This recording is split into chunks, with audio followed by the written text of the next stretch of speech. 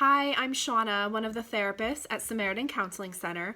And on behalf of our entire staff, I wanted to reach out and share a little message of encouragement to everyone as we're all in the middle of this crazy time right now and feeling the social anxiety related to the coronavirus. We went from our normal routines to feeling such a sense of uncertainty and chaos just in the last couple of days, and it's almost like the world has been turned upside down.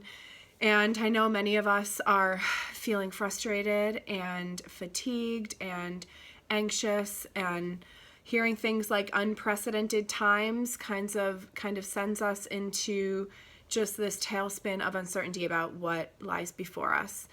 And I think the questions are, what are we supposed to do with all of this? And how do we cope and stay calm when the grocery stores are being emptied and people around us are panicking and we're being warned not to leave our house or interact with other people? So much of this feels out of our control. And when that happens, one thing that we have to strive to do is to identify what is in our control and how we can choose some healthy coping strategies to get through this time. Here are a couple of things to consider. One thing we can do is to embrace the stillness.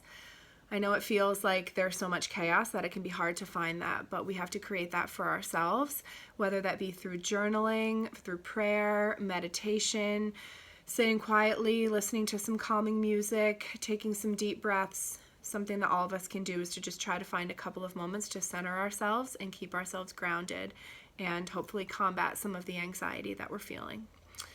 Another thing that we can do is lean into the relationships that we have that are really important and that we can find comfort and solace in. And remember that we're all in this together, and to identify who are those healthy supports for us to have conversations with, even if it's via FaceTime, because we can't have our normal friend get-togethers or dates that we would have, to still try to lean into those relationships and to find a sense of comfort in the conversations that we can have with one another, and to maybe add a little bit of levity to that, to each other's lives, to find things to laugh about and to bond over.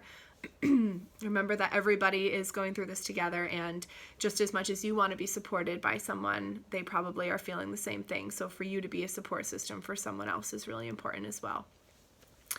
Something else that we can do is to try to tell ourselves to let good enough be good enough right now.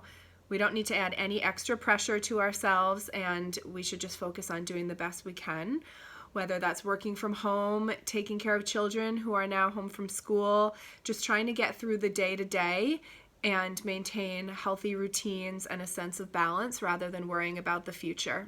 Focus on what you and your family need right now in terms of health, your finances, maintaining your daily functioning, structure, routines, doing what you can with what you've got. Just because we can't go to the gym doesn't mean we can't find ways to exercise at home, or just because we can't meet our friends for a dinner on Friday night doesn't mean we can't set up FaceTime dates or interact with our family and try to still dive into our relationships the best that we can.